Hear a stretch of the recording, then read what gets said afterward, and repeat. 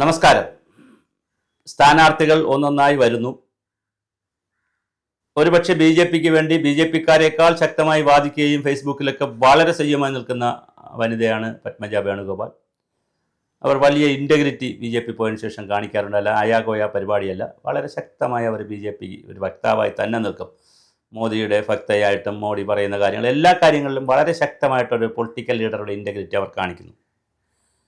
2021 തൃശ്ശൂരിൽ ശരിക്കും പറഞ്ഞാൽ പി ബാലചന്ദ്രൻ, സി പി ഐയുടെ പി ബാലചന്ദ്രൻ 44,263 വോട്ട് പിടിച്ച് 946 വോട്ടിൻ്റെ ഭൂരിപക്ഷത്തിൽ ജയിച്ചു. ഞാൻ ആ കണക്ക് പറഞ്ഞ് 946 വോട്ടിൻ്റെ വ്യത്യാസമേ ഉള്ളൂ തൃശ്ശൂർ മണ്ഡലത്തിൽ.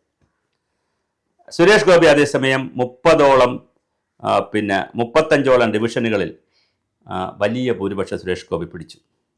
തദ്ദേശ സ്വയംഭരണങ്ങളിൽ 8 സ്ഥാപനങ്ങളിലാണ് വലിയ ലീഡ് വന്നിരിക്കുന്നത് ബി ജെ പി. എന്തായാലും DCC അധ്യക്ഷനായിട്ടുള്ള ജോസഫ് ടാജറ്റും രാജൻ പല്ലനും തമ്മിലാണ് കോൺഗ്രസിൽ കടിപിടി കൂടുന്നത്. അത് രണ്ടിൽ ഒരാൾ മത്സരിച്ചാലും കാലുവാരാനിടയുണ്ടെന്നും BJP കരുതിക്കൊണ്ടാണ്. ഇത് രണ്ടിൽ ആര് മത്സരിച്ചാലും ജോസഫ് ടാജറ്റും അല്ലെങ്കിൽ രാജൻ പല്ലനായിരിക്കും, കാരണം ഒരു ഹിന്ദു പേരായിരിക്കും കൂടുതലും തൃശ്ശൂർ വരുന്നത്. അങ്ങനെയാണെങ്കിൽ അതിനെ മറ്റേ ആൾ കാലുവാരും എന്നുള്ളൊരു തോന്നലുണ്ട്. 2 തവണ തൃശ്ശൂർ തിരസ്കരിച്ച പത്മജ വേണ്ടെന്ന പാർട്ടി തീരുമാനം വന്നാൽ MD രമേശിന് നറുക്ക് വീഴും. അപ്പോൾ MD രമേശോ പത്മജ എന്നുള്ളതാണ്. പത്മജ വേണുഗോപാൽ വന്നാൽ അത് വലിയ സാധ്യതയുണ്ട് എന്നുള്ളതാണ്. 2024 മാർച്ച് 7 ദില്ലിയിലെ BJP ആസ്ഥാനത്തെത്തി പ്രകാശ് ജാവദേക്കറിൽ നിന്നാണ് കരുണാകരൻ്റെ മകളായിട്ടുള്ള പത്മജ വേണുഗോപാൽ അംഗത്വം സ്വീകരിച്ചത്. കരുണാകരൻ്റെ സ്മൃതി കുടീരമിരിക്കുന്ന മുരളി മന്ദിരത്തിൻ്റെ അവകാശിയാണ് പത്മജയെങ്കിലും കരുണാകരനെ തൃശ്ശൂർക്കാർക്ക് പത്മജ തിരഞ്ഞെടുപ്പിന് വിജയിക്കേണ്ട അവസരം കൊടുത്തിട്ടില്ല. അവർ MLA ആയിട്ടില്ല, മത്സരിച്ചെങ്കിലും അവർ തോറ്റിട്ടുണ്ട് നേരത്തെ. പക്ഷേ എന്തായാലും BJPയുടെ കാൻഡിഡേറ്റായി നിന്ന് BJP A ക്ലാസ് മണ്ഡലമായി കരുതുന്ന തൃശ്ശൂരിൽ, പ്രത്യേകിച്ച് BJPക്ക് നേമം, വട്ടിയൂർക്കാവ്, കഴക്കൂട്ടം, പിന്നെ ചാത്തന്നൂർ, ഇങ്ങനെ തുടങ്ങി പാലക്കാട്, ഇങ്ങനെ പല മണ്ഡലങ്ങൾ അവർ A ക്ലാസ് മണ്ഡലങ്ങളായ 10-34 മണ്ഡലങ്ങൾ അവർ എഴുതിയിട്ടുണ്ട്.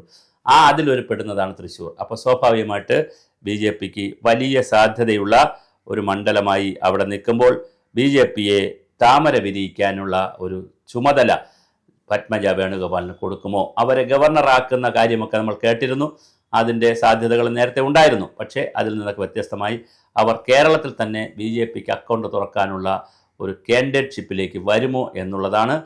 അപ്പോൾ തീർച്ചയായിട്ടും സുരേന്ദ്രൻ മത്സരിക്കുന്നു. സുരേന്ദ്രനെ സംബന്ധിച്ചിടത്തോളം തൃശ്ശൂരിലെ പേര് കേട്ടിരുന്നതാണ്. പക്ഷേ സുരേന്ദ്രൻ വട്ടിയൂർക്കാവിലേക്ക് മാറുന്നു എന്ന് കേൾക്കുന്നു. ശ്രീലേഖ IPSന് ഫ്യൂച്ചറിൽ ഒരുപാട് റോളുകൾ കൊടുക്കും എന്നൊരു സൂചനയാണ് നമ്മുടെ രാജീവ് ചന്ദ്രശേഖർ പറഞ്ഞത്. അപ്പോൾ ഫ്യൂച്ചർ സൂചന പറഞ്ഞാൽ അതിൻ്റെ അർത്ഥം എന്താണ്? ഉടനെ ഒരു സൂചന ഇല്ലെന്നാണ്, MLA സ്ഥാനം ഇല്ലെന്നായിരിക്കും.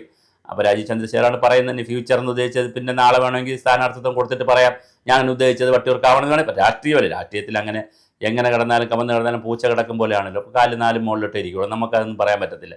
4 മുകളിലോട്ടാണ്. അപ്പോൾ അതുകൊണ്ട് പക്ഷേ പൂച്ച പാല് കുടിക്കുന്നത് മറ്റാരും കാണുന്നില്ല എന്ന് പൂച്ച വിചാരിക്കരുത്. ഇപ്പോഴത്തെ കാലഘട്ടത്തിൽ എല്ലാവരും കാണുന്ന കാലഘട്ടമാണ്. ഇതെല്ലാം ട്രോളായിട്ടും പല രൂപത്തിൽ വരികയും ചെയ്യും. എന്തായാലും വലിയ തോതിലാണ് BJP കാൻഡിഡേറ്റുകളെ ഇറക്കാൻ പോകുന്നത്.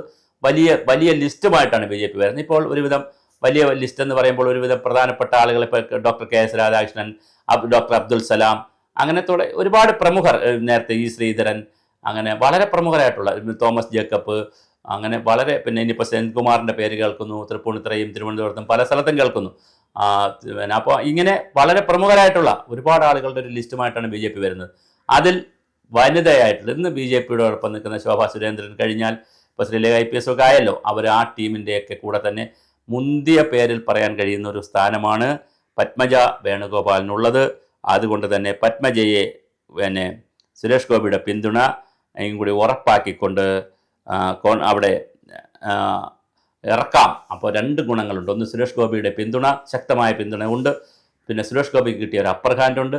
കോൺഗ്രസിലെ പടലപ്പിണക്കമുണ്ട്. ഈ പടലപ്പിണക്കം മറ്റാരേക്കാളും അറിയാമെന്നുള്ളതും അത് വളരെ കൃത്യമായി ചാനലൈസ് ചെയ്യാൻ പറ്റുന്ന ഒരാളാണ് തന്ത്രജ്ഞാനിയായ ലീഡറായ കരുണാകരൻ്റെ മകൾ പത്മജ. അവർക്ക് നല്ല തന്ത്രങ്ങൾ അറിയാം.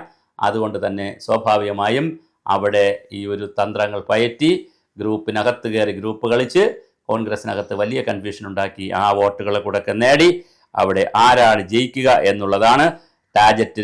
ജോസഫ് ടാജറ്റ് മത്സരിച്ചാലും രാജൻ പല്ലൻ മത്സരിച്ചാലും, ഇനി അതല്ല വേറെ പ്രമുഖരായ ആരെങ്കിലും വന്ന് അവിടെ മത്സരിച്ചാലും അതിനെ വെട്ടുവാനുള്ള ഒരു വെട്ടുക്കിളി പരിപാടികളൊക്കെ നന്നായി അറിയാമെന്നുള്ള മെയ്വഴക്കമുള്ള ആളാണ് പത്മജ വേണുഗോപാൽ. അതുകൊണ്ട് തന്നെ പത്മജ വേണുഗോപാലിന് ആ സീറ്റ് കൊടുക്കാനുള്ള എല്ലാ സാധ്യതയും കാണുന്നുണ്ട്. അപ്പോൾ തീർച്ചയായിട്ടും പത്മജ വേണുഗോപാൽ 43,317 വോട്ട് പിടിച്ചു. സുരേഷ് ഗോപി 40,457 വോട്ട് പിടിച്ചു. സുനിൽകുമാർ 53,664 വോട്ട് 2016 പിടിച്ചതാണ്. അപ്പോഴും പത്മജ വേണുഗോപാൽ 46,677 വോട്ട് പിടിച്ചു. അന്ന് ബി ഗോപാലകൃഷ്ണൻ 24,748 വോട്ട് പിടിച്ചു. ബി ഗോപാലകൃഷ്ണൻ്റെ അന്ന് പിടിച്ച വോട്ടും പിന്നെ കോൺഗ്രസിൽ നിന്നുള്ള കുറേ വോട്ടുകളും കൂടി പിടിക്കാൻ പറ്റിയാൽ, നല്ലൊരു വോട്ട് പിടിക്കാൻ പറ്റിയാൽ തീർച്ചയായിട്ടും അവിടെ വിജയിക്കാൻ കഴിയും എന്നാണ് പത്മജ വേണുഗോപാലിൻ്റെ ആളുകൾ വിചാരിക്കുന്നത്, BJP വിചാരിക്കുന്നത്. തീർച്ചയായിട്ടും സർപ്രൈസ് കാൻഡിഡേറ്റുകൾ വരും എന്നുള്ളതിൽ ഇത് പത്മജ വേണുഗോപാലും കൂടി വരാൻ സാധ്യതയുണ്ടോ? അങ്ങനെ വരികയാണെങ്കിൽ തീർച്ചയായിട്ടും തൃശ്ശൂർ പത്മജ വേണുഗോപാൽ പിടിക്കാനുള്ള എല്ലാ ഫീൽഡ് തന്ത്രങ്ങളും ആവിഷ്കരിച്ച് കഴിഞ്ഞു എന്നാണ് മനസ്സിലാക്കുന്നത്. പത്മജ വേണുഗോപാലിൻ്റെ സ്ഥാനാർത്ഥിത്വം വളരെ ഗൗരവമായി അവിടെ ചർച്ച ചെയ്യപ്പെടുന്നുണ്ട്. അവർ ഫീൽഡിലുണ്ട്, സോഷ്യൽ മീഡിയ വഴിയായാലും ഫീൽഡ് വഴിയായാലും മീറ്റിങ്ങുകളിൽ പങ്കെടുക്കുന്ന കാര്യങ്ങൾ മാത്രമല്ല, ഇപ്പോൾ അവരുടെ ഒരു പ്രധാന ജോലി ദിവസവും കോൺഗ്രസ്സുകാരായ 5 പേരെ 10 പേരെ വീതം BJPയിലേക്ക് കൊണ്ടുവരുന്ന പണി അവർ ചെയ്തുകൊണ്ടിരിക്കുകയാണ്. ഒരുപാട് പേര് അവരിപ്പോൾ BJPയിലേക്ക് കൊണ്ടുവന്ന് കഴിഞ്ഞു. യൂത്ത് കോൺഗ്രസിൻ്റെ ആളുകൾ, മഹിളാ കോൺഗ്രസിൻ്റെ ആളുകൾ, പിന്നെ പല ആളുകൾ, പിന്നെ പ്രധാനപ്പെട്ട കോൺഗ്രസ്സുകാർ, വിദ്യാർത്ഥികൾ, അങ്ങനെ ഒരുപാട് പേരെ BJPയിലേക്ക് കയറ്റി കഴിഞ്ഞു. ഇനിയും പലരെയും BJPയിലേക്ക് കൊണ്ടുപോകാൻ സാധ്യതയുണ്ട്. അതുകൊണ്ട് തന്നെ BJPയുടെ ഒരു A ക്ലാസ് മണ്ഡലമായി പിന്നെ തൃശ്ശൂർ കണക്കാക്കുകയും ആ A ക്ലാസ് മണ്ഡലത്തിൽ ഒരു A ക്ലാസ് സ്ഥാനാർത്ഥി തന്നെ നിൽക്കണം എന്ന് പറയുമ്പോൾ കരുണാകരൻ്റെ മകൾ പത്മജ വേണുഗോപാലാണ് പേരിൽ ഒന്നാമത്. മറ്റൊരു പേരവർ രണ്ടാമതേ വരുന്നുള്ളൂ. പക്ഷേ MD രമേശ് വരികയാണെങ്കിൽ കഥ മാറും. അത് MD രമേശ് സീനിയർ നേതാവാണ്. അതിൻ്റെ സംസ്ഥാന തലത്തിലുള്ള നേരത്തെ പ്രസിഡന്റ് വരെ ആകാൻ, BJP പ്രസിഡന്റ് വരെ ആകാൻ പലവട്ടം പേര് വന്നിട്ടുള്ള സുരേന്ദ്രനും ആയപ്പോഴും പേര് വന്നു. രാജീവ് ചന്ദ്രശേഖർ ആയപ്പോഴും ശോഭാ സുരേന്ദ്രനോടൊപ്പം MD രമേശിനോടൊപ്പം ശോഭാ സുരേന്ദ്രനും ആരോടൊപ്പം എന്നല്ല, ഇവരുടെയൊക്കെ പേര് വന്നതാണ്. അതുകൊണ്ട് MD രമേശ് കോഴിക്കോട് സ്ഥിരമായി മത്സരിക്കുന്ന ആളാണ്, വലിയ സീനിയർ നേതാവാണ്. ഇനി MD രമേശ് വരികയാണെങ്കിൽ പത്മജയുടെ കാര്യം മാറിക്കൊടുക്കേണ്ടി വരും. അല്ലെങ്കിൽ പത്മജ വേണുഗോപാൽ തന്നെ 2026 മെയ് മാസം 27 കഴിയുമ്പോൾ കേരള അസംബ്ലി കൂടുമ്പോൾ കരുണാകരൻ്റെ മകളുടെ ശബ്ദം, ആ ശബ്ദം കേരള അസംബ്ലിയിൽ മുഴങ്ങുമോ? വനിതകളുടെ നിരയിൽ തലയെടുപ്പോടെ പത്മജം താമര വിരിയിച്ച് താമരയുമായി പത്മജ വേണുഗോപാൽ വരുമോ?